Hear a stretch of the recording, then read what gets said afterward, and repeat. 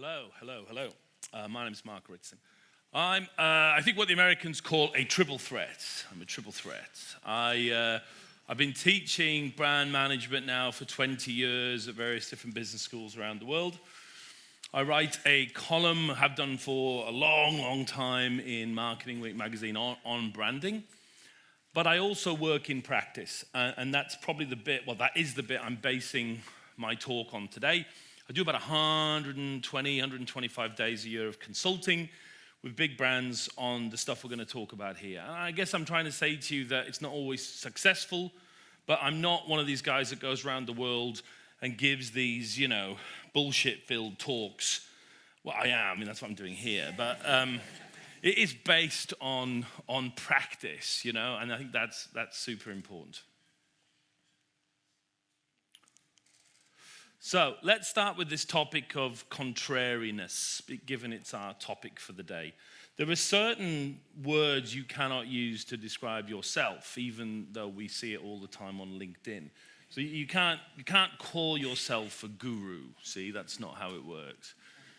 You can't call yourself a disruptor, or a guru/disruptor. You can't do that. See, these are words that people can attach to you, but you can't call yourself that. Sexual athlete. You can be called a sexual athlete. I've never been called a sexual athlete. But you could, in theory, be called a sexual athlete, but you can't call yourself a sexual athlete. And the same, alas, goes for the concept of being a contrarian. If someone introduces themselves in any setting as a contrarian, what they're really saying is, I'm a wanker, right? I'm an absolute wanker. Big but, given that the account planning group is running this event on contrarian thinking, and they invited me, and our kind host introduced me as a contrarian's contrarian, I think it's permissible to see myself as a contrarian, yes? /wanker. Wanker/contrarian. But more seriously, so I don't know what the fuck that means, but I can tell you there's a misconception, I think, about contrary thinking. I think there's this general viewpoint that if I am a contrarian and I'm like other contrarians, we like to see, well, everyone else is zigging, so I, the contrarian, will zag. You know what I mean? People will often say to me, you don't really believe what you wrote in that column, and I totally fucking do. I've never written anything I didn't believe in 100%. And so I think there's a much more striking, frightening reality behind contrarians, which is that they think most people are totally fucking wrong. I certainly do in brand management. And I think I'm not going to do that because it's stupid. I don't care whether or not it's contrarian or not. It just strikes me that a lot of the stuff in marketing and branding is stupid. And I'm not going to waste my life doing that because it's stupid. And in fact, we're in the setting here where famously, Faraday was challenged on electromagnetism, and as you probably read in your history books, famously said, fuck off, electromagnetism exists, Probably, I don't know. So, what I wanted to use my session for was to talk about the things that I think, and I'm certainly not certain they're correct, but the things that I think marketers often, usually, mostly get wrong, and which, not to belabor the point, I think I get right, yeah? Let's start with brand management. We'll talk about that. Then I want to talk about market orientation, which is a great topic, close to my heart, ignored by most. The concept of brand strategy and the lack thereof. Targeting and differentiation that sort of go together. And we'll end with sort of the concept of media and where I think we go wrong with media, okay? So let's start with brand management, because I think it's as good a place as any to begin. Do you like that? Faraday didn't have those fucking slides, did he, eh? He's a loser. He's fucking chalk, yeah? Loser. Couldn't do that either, So my contrarian thought, I think about 70% of brand managers, at least in this country, don't have the first fucking clue of what the job of brand management actually entails. And if that sounds arrogant, I don't mean it to. I don't think it means that I'm some kind of genius. I think it's a shame. I think most brand managers are either not trained, poorly trained, don't know what they're doing. And we should fix it. One of my heroes is Neil McElroy. You should know who Neil McElroy is. He invented brand management, literally invented it in 1931 on a rainy afternoon in Cincinnati. He was working on Binet, which was a up-and-coming soap at the time in the Procter & Gamble company. And he was concerned with the fact that the organization was obsessed with Ivory, which was the #1 brand. And he sat down at his typewriter and wrote a 3-page memo to the CEO. He was 23 or 24 at the time, essentially saying, we're not getting this right because we are looking at the whole category rather than looking at it brand by brand. And we're neglecting Binet because of that. And so what he typed out that afternoon was a 3-page memo that became known as the McElroy memo. And that was 1931, he wrote that. And there's nothing wrong with any of it to this day. Muppets come and go with their revolutionary approach to marketing. We have a central document, which in our own little way is at the same level of Faraday, which lays out what brand management is, was, and should be. And it's by and large ignored by the brand managers that claim the title. So what does McElroy say in that memo? He says really 4 things. And he literally lays out what, and actually it's so long ago there weren't women in the office. It's called a brand man, because there weren't women allowed in the office at that stage. He asks for 4 things. What should a brand man do? First of all, study the past in order to find out the trouble. After uncovering weakness, this is his old language, develop a plan that can be applied to this sore spot. Outline the plan in detail, so articulate a plan. Prepare the sales help and all necessary material. And finally, keep whatever records are necessary and field studies to determine if the plan has worked. Right on the very first day, we have a perfect prescription of how brands are meant to be managed. It has not changed. At least it should not have changed. This is how you do it, how you're meant to do it. Stage 1, diagnosis. Work out what the fuck is going on. And that's difficult, as we'll see, because it depends on understanding consumers. Stage 2, develop a strategy and articulate it in a plan. Stage 3, deliver the appropriate tactics that will allow the strategy to come into effect. And then stage 4, return to diagnosis to track, measure results, and learn. That's it. That's still it. Now, that resembles not a lot of what's going on in most British companies when we talk about brand management. Not because McElroy's outdated or because somehow his thinking is wrong, but because we don't know what the fuck we're doing. And we're not as smart as McElroy was. That's it. That's what we're all meant to do. And so if you look at how to manage a brand, we don't need any new thinking. Yeah? We need to just follow the original thinking, which still applies. There are 3 stages, according to McElroy and everyone that followed. Stage 1 is diagnosis. If you're a brand manager, put down the fucking tools.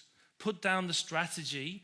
Go out and understand what's going on. Diagnose the market, the segmentation, the drivers, the behaviors. Go out into the field. Stage 2, build a strategy. No fucking tactics. A digital strategy is a contradiction in terms. Strategy has been the same since the Roman times, okay? It's just strategy, yeah?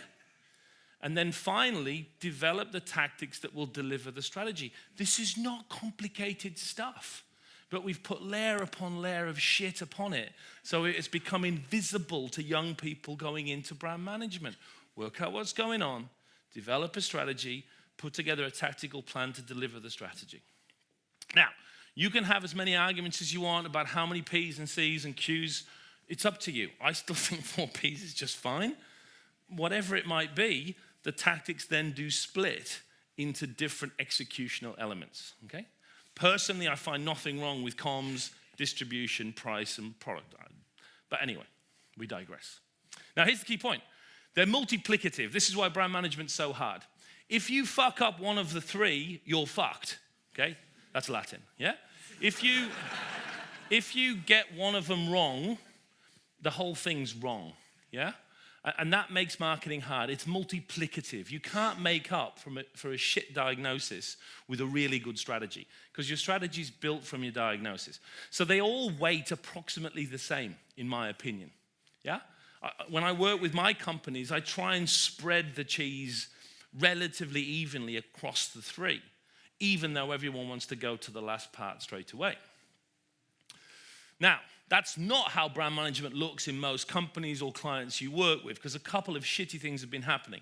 The first is what I call communification. And what that means is, in theory, execution should go across service, product, everything. It really doesn't mean that anymore. What it really means is just comms, basically, yeah?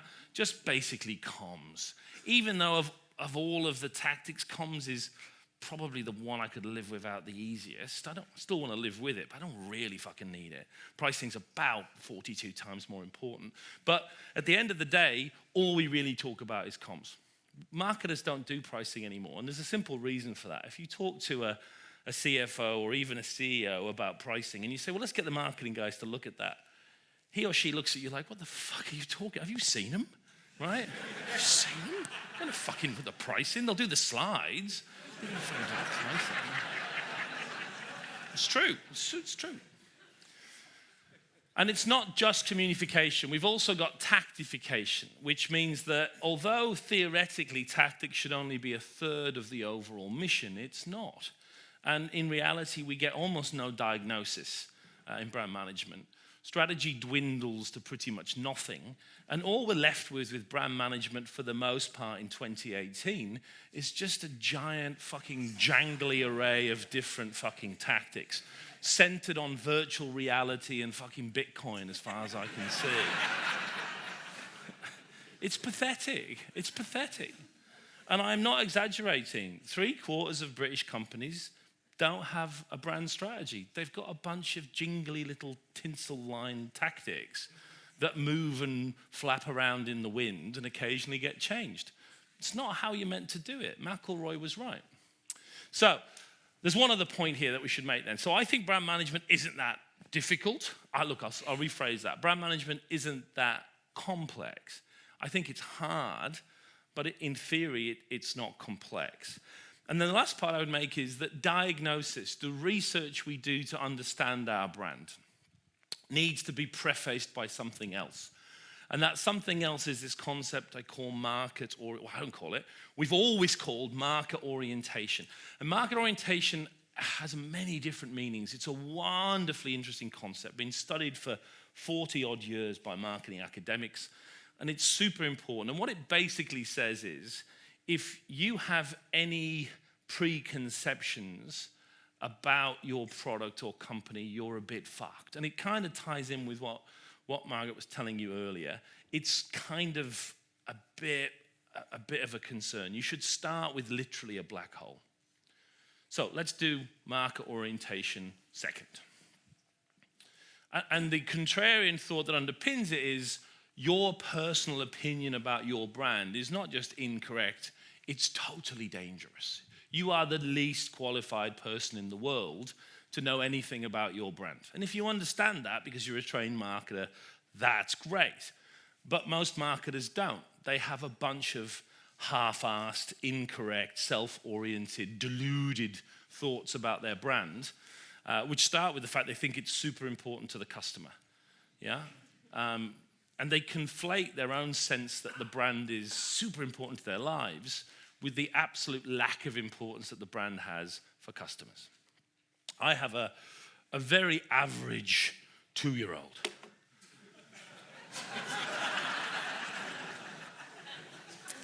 Roxanne. And Roxanne is, I'd say, slightly sub-average looks. Pretty much average in all other things. She likes the swings. And because I have a 2-year-old, spend a lot of time in the playgrounds of various parts of the world. And I'm struck all the time by I'm struck by two things. I'm struck with When I didn't have kids until recently, so I sort of saw kids on movies and TV programs, and I didn't realize they'd been screened. You know, they'd picked attractive ones. And then you go to a real playground, and it's like, you know, a miniature version of the Elephant Man. You know what I mean? They're like, there's all kinds of ugly fucking kids, right? A lot of them are like, fuck, you know. There's nothing wrong with them. They're just fucking ugly, you know. And I'm struck with that, and then I'm struck with how the parents think their fucking kid is like gorgeous. And I'm like, you know, my wife tells me not to do it, but I say to them, you know, God, you know, your kid's fucking ugly, you know. She's uglier than mine, you know what I mean? You know, you're fucking ugly, isn't she? And it doesn't go down well, you know. And my point is, kids, there's no correlation between childhood ugliness and how you look later, right? This is Brad Pitt, right? He looks like he's got a disease, right? Later on, he's going to be super hot. So you're not saying anything bad, you're just stating a fact. But these parents don't realize their children are ugly. And it's the same with brand managers. They think their brands are beautiful, important, filled with innovation and integrity and purpose, because they've missed the central point of marketing.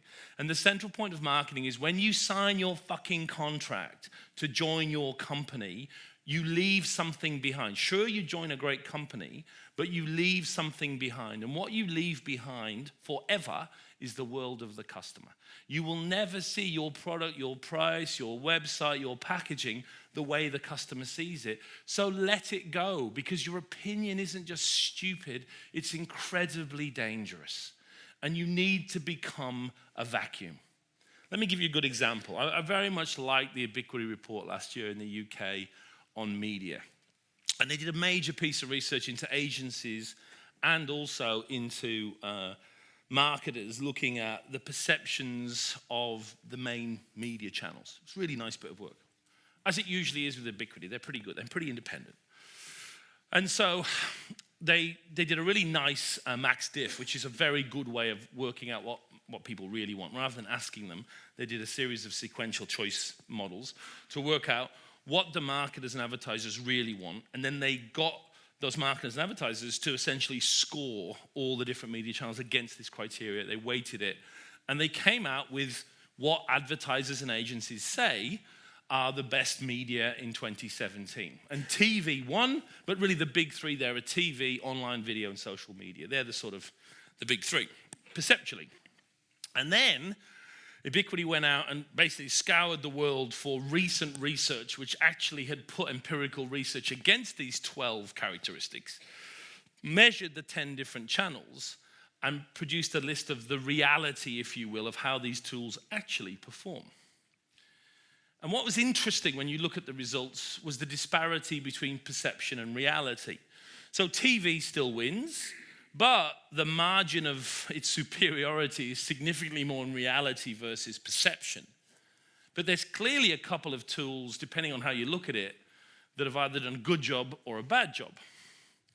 Both online video and social media turn out to be relatively shithouse. Despite the fact people are spending more and more on them, the actual objective data says, okay, but really not half as good as marketers think.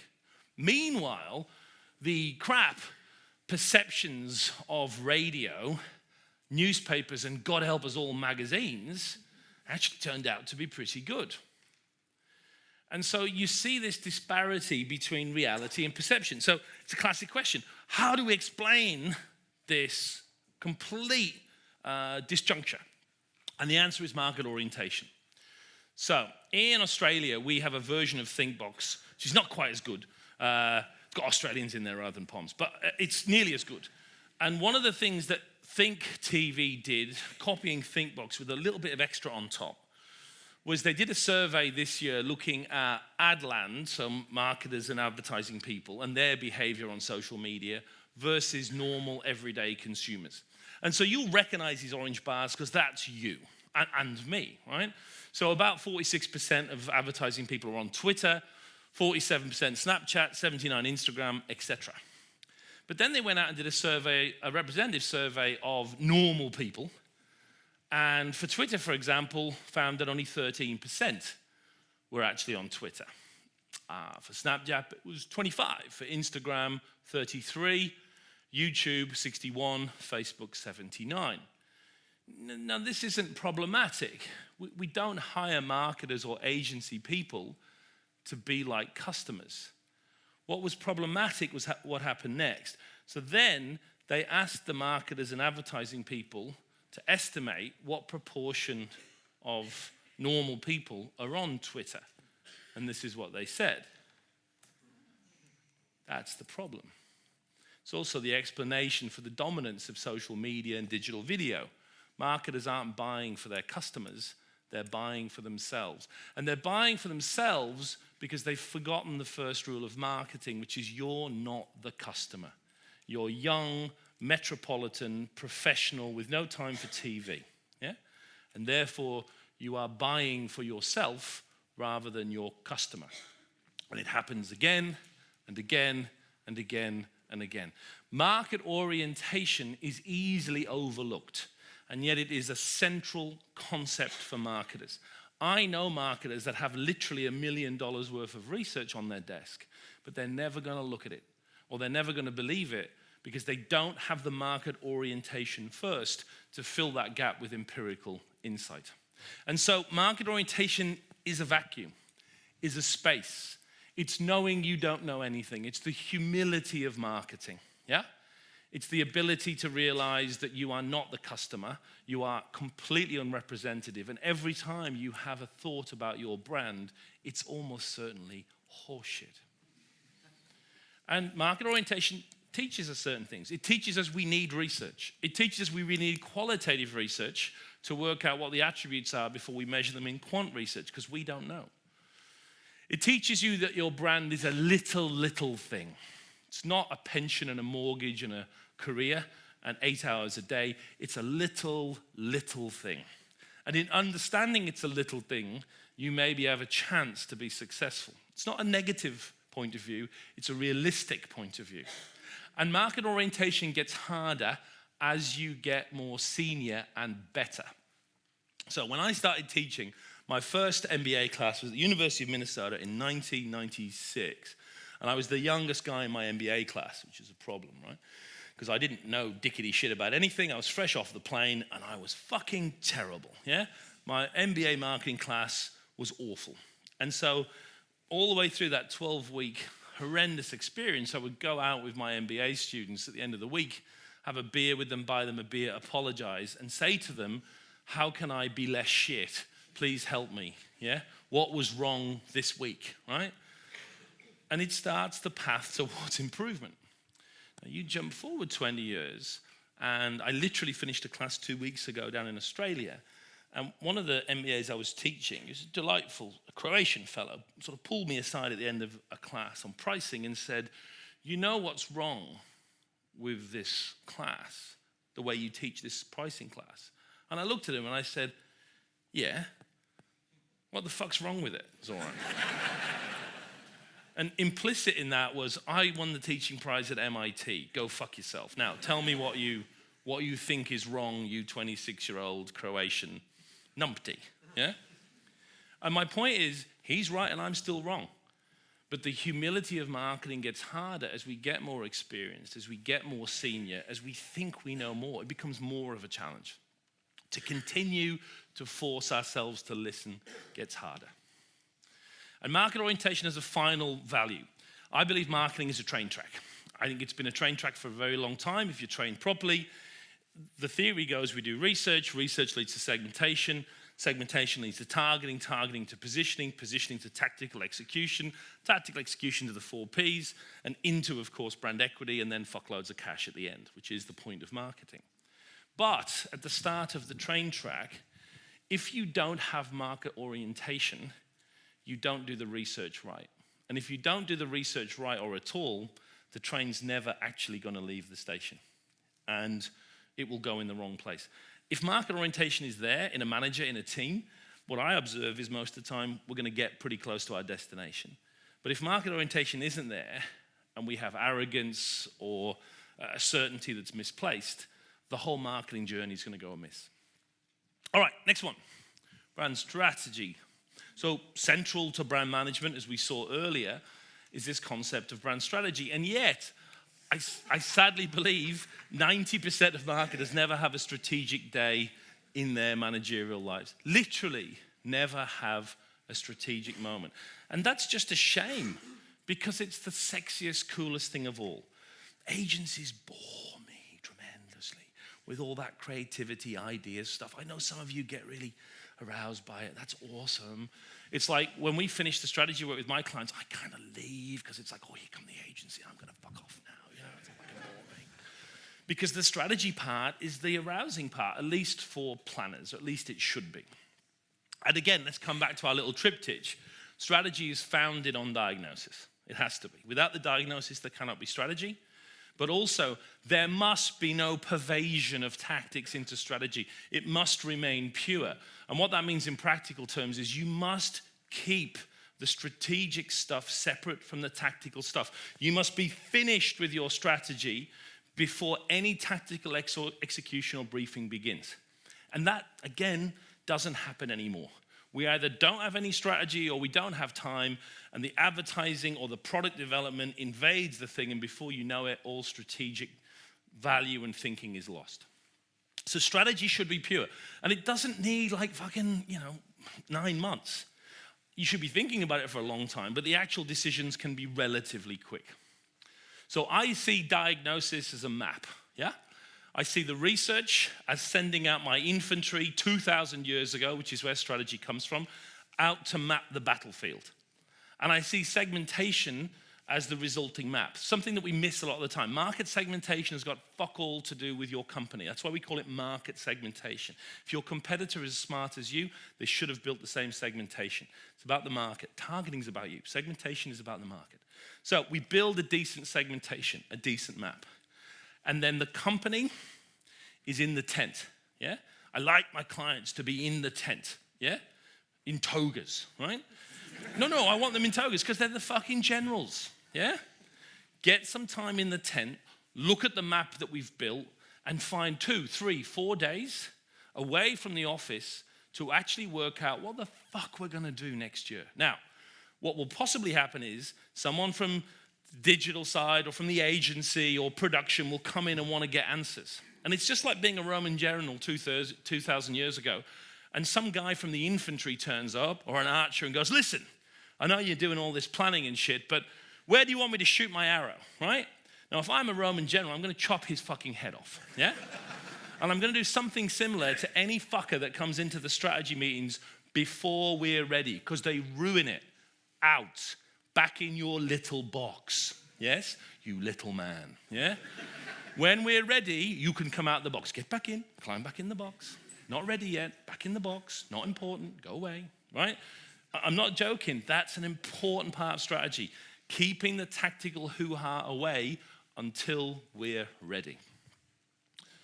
What do we mean by strategy? I don't have any training in strategy. I learned from very good marketing professors in the US. I was trained well. But after many, many years, I got senior enough to actually hang out with CMOs and CEOs at like big billion-dollar companies. And I was increasingly aware that I had no fucking clue about strategy. So I sort of went on a bit of a vision quest to work it out. And I think I've worked it out. And it's weird later in life to learn something that you know nothing about at all. And there are 2 main quotes that I think have helped me. The first, I know it's a cliche, but it's an important one. Sun Tzu, the original military manual. Sun Tzu says right at the beginning in one of his early treatises, there are roads which must not be followed, armies which must not be attacked, towns which must not be besieged, positions which must not be contested, commands of the sovereign which must not be obeyed. Right from the very inception of strategy is a sense that strategy is what we don't do. It's the segments we don't target. It's the products we don't launch. It's the brands that we kill. It's the 42 words we reject that go into the positioning that we don't use that make this strategic. And if we jump forward 2,000 years to Michael Porter, the essence of strategy is choosing what not to do. Every fucker's going to do stuff, yeah? What are you not going to do that everyone else does? Make your choices. So, I see brand strategy as a plan. I do this for large companies. I put in new strategic planning systems, and then Very different from McKinsey and Bain. I fuck off because I'm done. They're ready to go. I just said goodbye to one of my favorite clients of all time, a big bank. They know what they're doing. They don't need me. So I just literally said, I'm off, right? Because now they've got it and they don't need me. And that's how it's meant to be. You build a 1-year plan. Anything more than that is stupid, and most of you have learned that if you've got experience. A 2-year marketing plan or a 3-year marketing plan, you do a lot of work on year 1, and then you just extrapolate the fucker for the next 2 years. In other words, it's pointless. So we work in 12-month cycles. It's the way to do it. Agility is a total load of balls, yeah? Agility is useful only in the sense it allows us to spot idiots. Anyone that comes in and suggests we need more agility to a marketing department is a buffoon, yeah? Agility is the fucking enemy, you idiots, right? Less agility, motherfucker. We need to stick to the plan. We need a plan, yeah? We need agility like a third nipple, yeah? Look at them. Have you seen them? Do you think they need any more agility? 3 of them aren't even listening to us right now, right? Agility is an enemy, 12-month cycle. And ultimately, let me answer the question, what is brand strategy? Because it's not rocket science. What do you need to have to claim a proper brand strategy? If I sent my old mates in from McKinsey to sniff around your approach, what boxes do you have to tick to have a brand strategy? You only have to tick 4 boxes, okay? And if you've ticked these, you're ready to go. 1, which brands will I operate? And by definition, which ones will I not? Most of you in this room have too many brands, and I'm starting with the fucking agency groups before I get to even the clients, yeah? Learn to fucking kill, yeah? Learn to kill. Tell me why you need more than 1 brand, because most of you haven't got an argument. Yeah, it's going to kill you. It's going to kill you. So, which brands will I operate? And by definition, which ones will I not? 2, what customers will be targeted? And that might mean all of them, or some of them, or a mix, as we'll see later. But answer the question. Who am I actually going after? Who is the target? Because without it, nothing else is going to work. What is our position to those targets? Again, you don't have to call it position. We'll talk about this later. You can call it fucking DNA, magic moonbeams. Don't care. What's the offer? What do we intend to be to those targets? And finally, what are our objectives for each particular segment of the overall market? And I'm not talking about brand love and fucking engaging with millennials, yeah? A hard, pointy fucking objective that I can promote you on or fire you on at the end of the year, yeah? A real one. Not a soft, fluffy thing. A real hard, pointy thing that we can do zero-based budgeting off. That isn't a joke, yeah? You have those 4 things. I have nothing to say to you. Go forth. And no, it doesn't have to be right. It never is. You just have to have a fucking go and know what you're doing. Because you'll learn and you'll get better.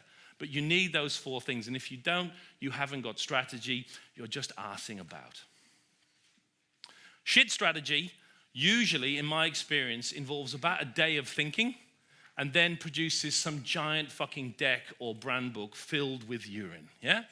A total waste of time. Keyholes become circles. Circles become beehives. Beehives become rhomboids, yeah? We need 48 pages in our plan to explain the brand essence. At what point did it not become clear that was fucking stupid, yeah? Big means shit. Good strategy takes a few months to commission the research, analyze the data, do a good segmentation, work out those 4 answers. But it always produces a strategy that can be summarized in less than a page, or something's gone wrong. Really, really wrong. Strategy comes from military thinking.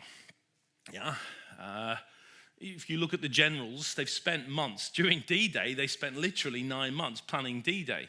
But the outcome was half a slip of paper you could give to paratroopers to tell them what to do. That's what strategy is. Hard thinking and then very simple focus. I teach this course in brand management, and often the students at the end of the class will come up to me and say, I'm much better than I used to be. Will say to me, that was a great class, but it's kind of simple, you know? It's kind of common sense. Accounting that we're doing at the same time, that's really hard. And I say, no, it's just Professor Wiseman's shit, yeah? He's making it hard because he hasn't thought as much about the course as I have. I've made it simple because I'm really good and he's not. I'm not fucking joking either. He's fucking terrible, right? And that's what good strategy is. And if you ever sit in on a session where you nail positioning and we bring in the team, and I'm working for another bank at the moment where we've just done the positioning, and all the sort of retail team are like, well, it's fucking obvious. And you're like, yep, pretty obvious. Yep, good, okay. But obvious is a good thing. Making things simple is hard. Final proof of that, I do a little bit of work with the Effies, and we get I'd say there's about 20,000 campaigns in Australia that spend more than $1 million a year on comms. And we get about 250 submissions in Australia each year, of which 54 Effies are awarded. So you're really fancying your chances already if you're in the 250. We only give out about 50 Effies, 15 bronze, 22 silver, 6 gold, and of course only 1 grand Effie. And it's really interesting, if you look at this year's submissions, how many strategic objectives did the winners have? All the finalists, on average, had 3.5 objectives. The bronze winners had 3, silver 2.5, and gold 2. And I reckon if you look at most typical marketing campaigns, they probably have about 900. There is a negative correlation between how many objectives you have and the effectiveness of your work. Less is more. Any moron can have 7 fucking strategic imperatives. Hanging your hat on 1 or 2, that's hard. We also asked the judges this year to rate how simple overall is the strategy. How straightforward is the strategy? From 1, super fucking complicated, to 5, super simple. And again, same correlation. Bronze scored 4.2 on the simplicity scale.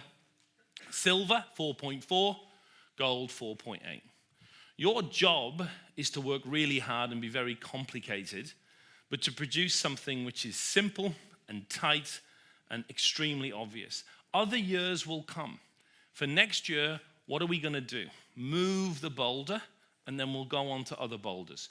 But if you've got a plan that involves moving 12 boulders in 1 year, and we look at it over 12 years, nothing will move. If we do it 1 boulder at a time, we will make a difference. Targeting, or not targeting, that is the big question at the moment. We might be getting a bit carried away with the whole sophisticated mass marketing thing, in my opinion. Yeah.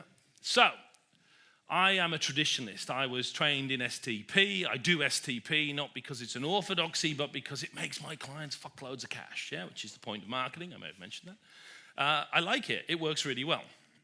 But increasingly, as you know, we're encountering very senior, very smart marketers who are less enamored with targeting. Bruce McCall, formerly CMO of Mars, I'm not a great believer in targeting. Our target is 7 billion people sitting on the planet.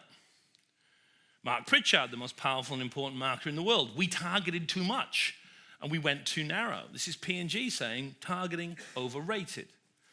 The reason they're all saying that is, of course, because of Professor Byron Sharp. Byron Sharp. My arch nemesis. The Dark Lord of penetration.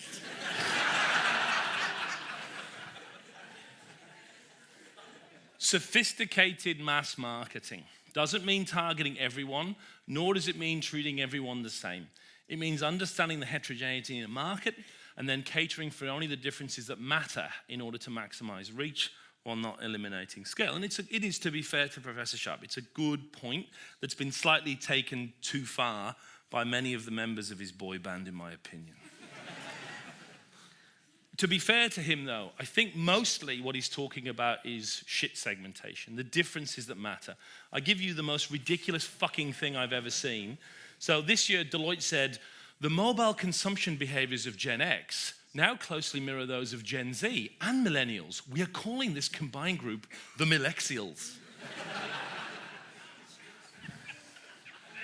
Did it occur to Deloitte we could also just call them people? And that the whole millennial thing was just cock from the beginning, yeah? You like that one, didn't you?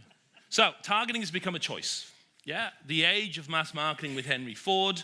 I was part of a traditional movement that said segment, target, position. I'm not by any means the most extreme exponent. If you follow Facebook into the micro-targeting world, which I do think is real and not bullshit, we can slice it into thousands of segments and we can possibly use AI to do different positioning to different targets. Professor Sharp, however, and the Aerobo Bass Institute have pulled us back towards a more mass marketing approach. So who's wrong and who's right? Well, exactly a year ago, at the Festival of Marketing, we had it out in an academic sense, and we had a big debate, you know. We got 3,500 people down at Tobacco Dock, and we debated the propensities and values of targeting versus mass marketing. Now, it's not appropriate to talk about who did and didn't win that debate, right? It's not. It was just an important intellectual discussion. But nonetheless, it's worth bearing in mind that, I smashed him. I mean, I did smash him. I mean, like, really smashed him. Like, really fucking smashed him, right? That's fucking big, man.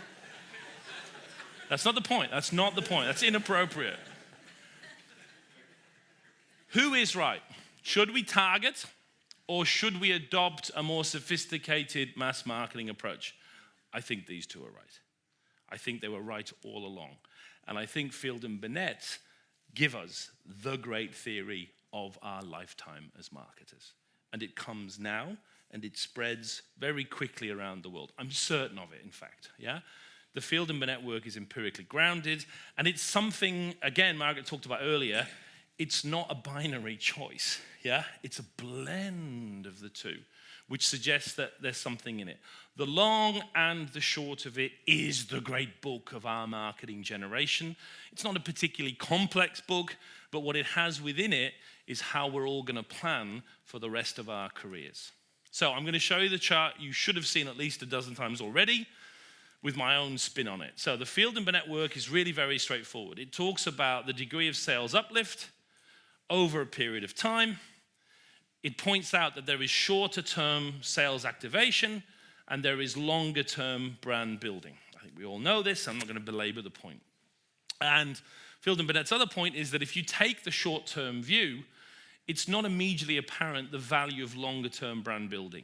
And the sales activation army within the company, what I would call the spreadsheet monkeys, who are working down at the daily basis, looking at CTR rates and all of that stuff, they're going to win because it's not immediately apparent why you would not spend money on immediate activation stuff.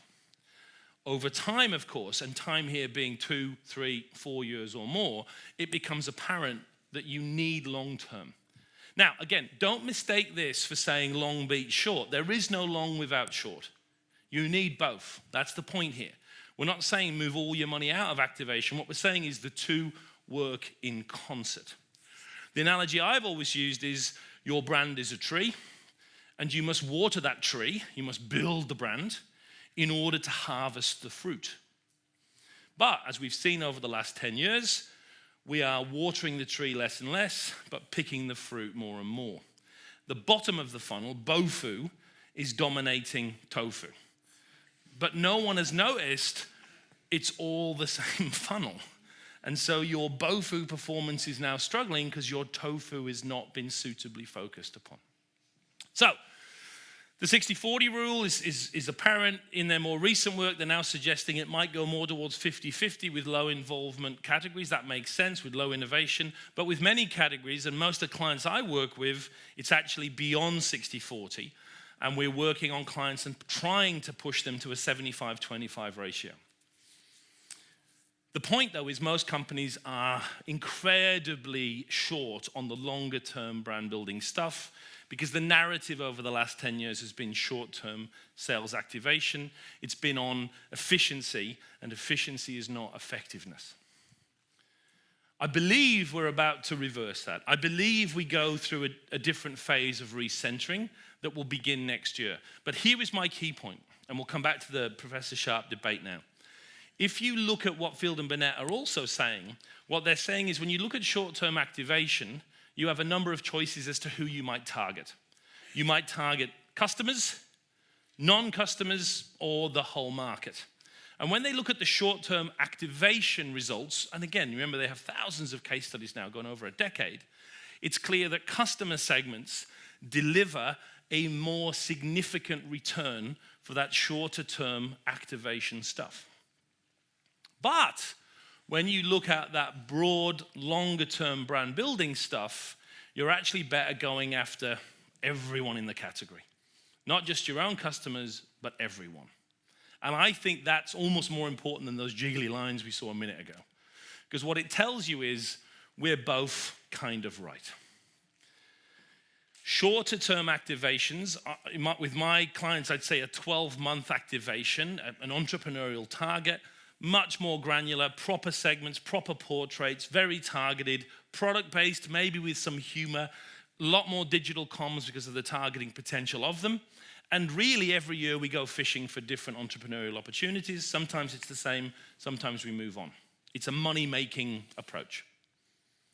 Byron's right in the sense that for the overall brand building stuff, you want to put 60-70% of your total funds into above the line, non-targeted, emotional, TV if you can afford it, outdoor if you can't, multi-year campaigns that build the brand and set you up. And I think this, if Field and Binet will forgive me, is the key point of their work that we can rebalance most of the brands we work on. Nearly at the end.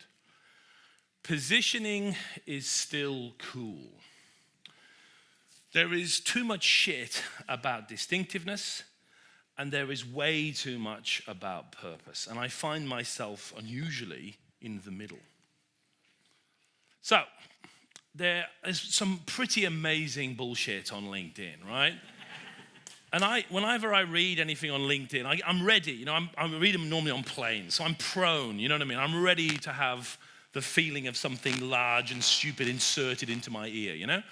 And so I got LinkedIn up on the plane last week on the way here, and I saw this: the brand manager is dead, long live the brand activist. And I thought, yeah, here we go, fucking mumbo jumbo, you know. And I was drinking, as I invariably am on planes, a very large, stiff gin and tonic. And so I looked down to see which young fucking numpty was claiming brand managers had no place in her company. And I discovered it was actually the president of Unilever. And I actually dropped my gin and tonic into my groin, yeah? Which in 25 years of drinking, I've never done, right? Ever. Millions of gin and tonics have passed this way. None of them have ever landed on my balls before. But the fact that the president of Unilever, one of the top 3 or 4 people at the company, was actively suggesting, it's not a metaphor, that we get rid of brand managers because now we want brand activists, tells you the degree of fucking lunacy we have now entered. She's the fucking president, and it's Unilever, right? It's Unilever. It's not some pokey conveyor belt company.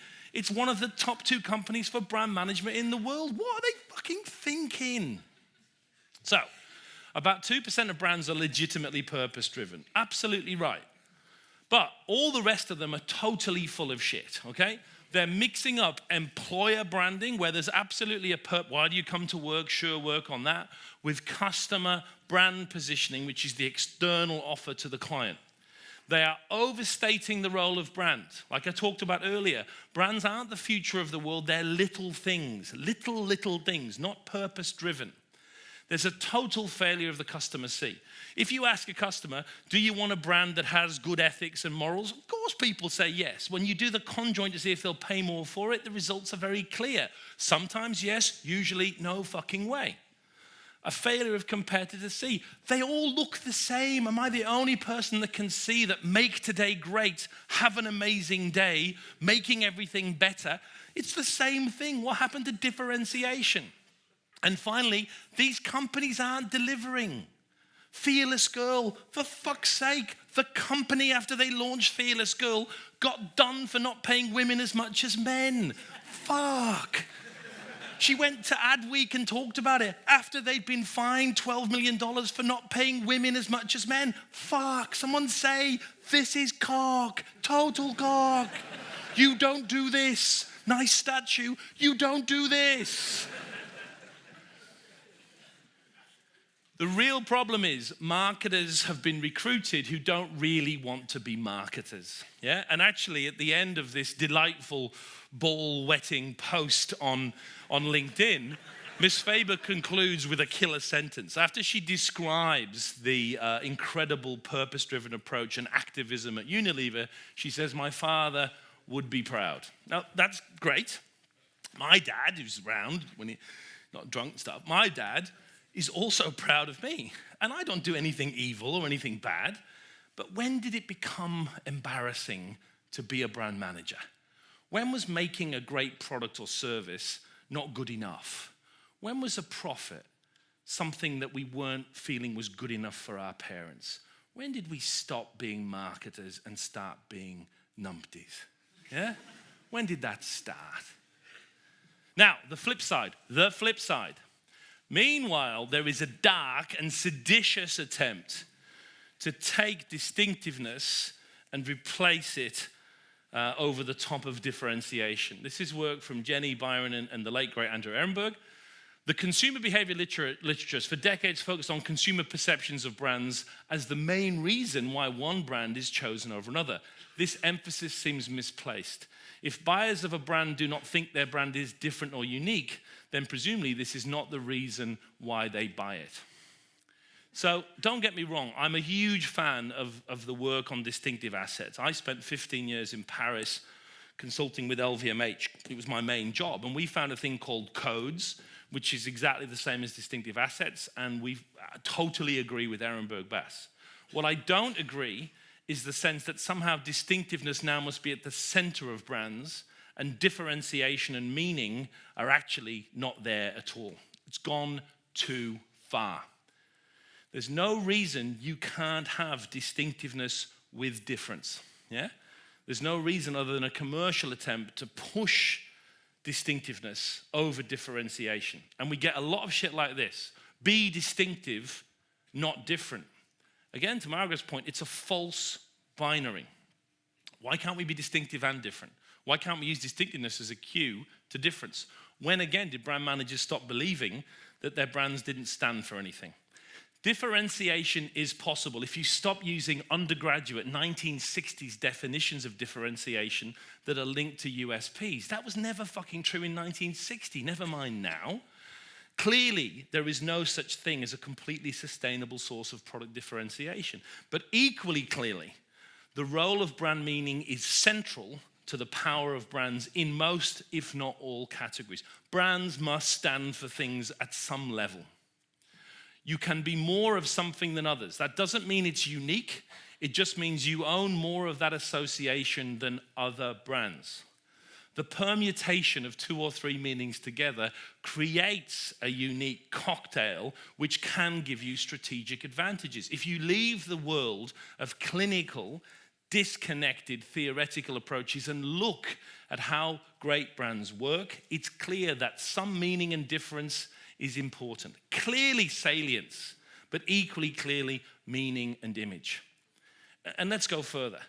There is a strong undercurrent right now saying that brands can't really stand for anything. Without meaning, brands don't exist. They're called commodities, just commodities. Now, my point about this is brands are now being squeezed. 2019 will be the year of the squeeze. I've got some people telling me that brands are the future of the planet. I've got other people telling me that brands don't really stand for anything and differentiation is impossible. And my point to you is they're both wrong. They're both half right. If you go back to a good old-fashioned benefit ladder, I've got numpties telling me that it's mostly just that a brand is red and round, and I've got other numpties telling me that it's freedom from tyranny. And my point to you is it's something in the middle. I want the red and the round as a cue to something a little bit more meaningful, a little bit more important, but not the future of the universe. That's how we used to do it not that long ago, and I think pushing distinctiveness, which is a great advantage and a great reality check, has gone too far. What I've learned on my journeys positioning brands, big-ass global brands, is there are only 2 goals, but the 2 goals are sort of contradictory. The first goal is awareness, or if you want to call it that, saliency. I want 100% of my target to know that I exist. And most marketers underestimate how hard and how important that mission is. It's a linear, simple, cognitive goal. Do you know I exist? And the answer for the majority of target customers for almost all brands is no. So job number 1 is, do you know I'm here? Because if you don't, the game is already over. But then, using all the distinctiveness and saliency and communications at my disposal, I want to have a realistic attempt at an image. What do I want to stand for and mean to customers once they know I exist? I agree it's not the future of the world, but it's more than just red and round. Positioning at stupid clients, however, becomes an end in itself. Yeah, they produce all these books and trees and keyholes and, balls, and it goes on and on and on. What I've learned to do with positioning, mostly by getting it wrong to begin with, is think about the customer. Now, imagine you have 3 brain cells. Yeah, I'm not a psychologist. I have no idea what I'm talking about, right? But imagine you have 3 brain cells. What do you want your customer to think when they think about your brand? I'll give you 3. You probably don't have 3, but I'll give you 3. You know what your positioning is? That's what your fucking positioning is. You don't need 400 words. You don't need a tree or a rhomboid. You just need to write those things down. And then, and this is the hard part, deliver that thing. Deliver it in all touch points so it actually gets across. Positioning is a means to an end. It became its own separate little function with flip charts and idiot consultants with layer upon layer. Positioning is just the intention. Positioning is beyond distinctiveness, what I actually represent to customers. Call positioning what you want. Call it magic moonbeams, call it brand purpose, I don't care. But don't have multiple concepts. The minute you bring in 2 or 3 brand image on top of brand essence with a brand personality, you're fucked, yeah? One concept will do it, whatever you want to call it. And use as fewer words as possible, yeah? As few as words as possible, because it will be unlikely you'll have much scope to get much more than, in my experience, 3 or 4 associations across and reinforced in the mind of the market. The choices and the permutations are infinite, but once you pick those right things, this is your image and this is what you must drive. Finally, the answer to the media question that occupies us all. If every media channel can prove they deliver superior ROI, profitability, brand lift, surely all of them are full of shit. That's the contrarian thought. So there are short-term tools that are good at activation in the kind of league table. There are long-term tools that are good at building brand in a kind of league table. But it's all total wank, yeah? It's all about which tool is better than the other tool, which tool will give you more. I mean, even the macro discussion of digital versus traditional, it's all wank. It all presupposes some kind of superiority, some kind of winner in a game where there isn't any winner. It's very clear already what UK campaign of the year will win every major effectiveness awards. I give you KFC without the fucking chicken, right? As you know, KFC got a new distributor. They couldn't deliver any chicken. It's a bit of a problem. You got lots of British people on TV who really don't need any more fried chicken, saying they want more fried chicken. And sentiment turns against KFC. And so the CMO at KFC, she does a really kind of spectacularly good thing. She takes full-page print ads out in all the national newspapers, and she basically plays around with her distinctive assets and goes, fuck, we fucked it. We get it, we fucked it, we're sorry, we're trying to fix it. Sentiment turns, it's beautiful crisis management, and overnight, KFC saves the day. And probably will sell more chicken in 2018 because of the way they handled this, even with the crisis. So the lesson at first sight would be, newspaper advertising is back, it's the future, let's all invest in newspaper advertising. Much as I wish that was true, only about 12% of the British population saw this ad. They then saw it reflected and boomeranged around through social media. And the lesson there should be clear. The power and authority and newsworthiness of news media multiplied by the granularity, interactivity, and reach of social media. A times B. In America, it's already clear what will win campaign of the year. The Kaepernick campaign for Nike, which started with outdoor, moved to a very famous TV ad, then resulted in tons of social media, and then finally was covered extensively by the media, will be campaign of the year. And once again, we see the same pattern. The multiplicative, interactive, integrated impact of different tools working together. We have forgotten the lost secret formula of synergy that we once knew so very well at the start of the 1990s. The internecine battles of the different media have forced us into tribal camps. And the formula could not be more simple. A times B is always greater than 2A or 2B. And those variables can be anything. TV or digital video. The answer is yes and yes. Because if I combine them, they'll always give me a better response than if I just did TV or if I just did digital video. And you can replace any of these with anything else. Let's take away TV and let's do it with search. Search times digital video, always going to be better than search on its own or digital video on its own. And here's the point, it never fucking stops. There is no limit. This is data that comes from Analytic Partners in the States. They analyzed 3,000 campaigns. About a third of those campaigns only used one channel, 29%, as you can see here. In 31% of cases, the campaign used two channels. So let's say that's Facebook, but also adding radio. And the result of adding any two channels after you control for investment was an uptick of 19% in ROI. Add a third channel. So I'm going to take Facebook, radio. Now I'm going to put some outdoor in there as well. I'm going to see an increase of 23% over just one channel. If I had 4 channels, 31%. 5 channels, 35%. The answer to the media question was yes, and yes, and yes, and yes. Spread the money across all these tools.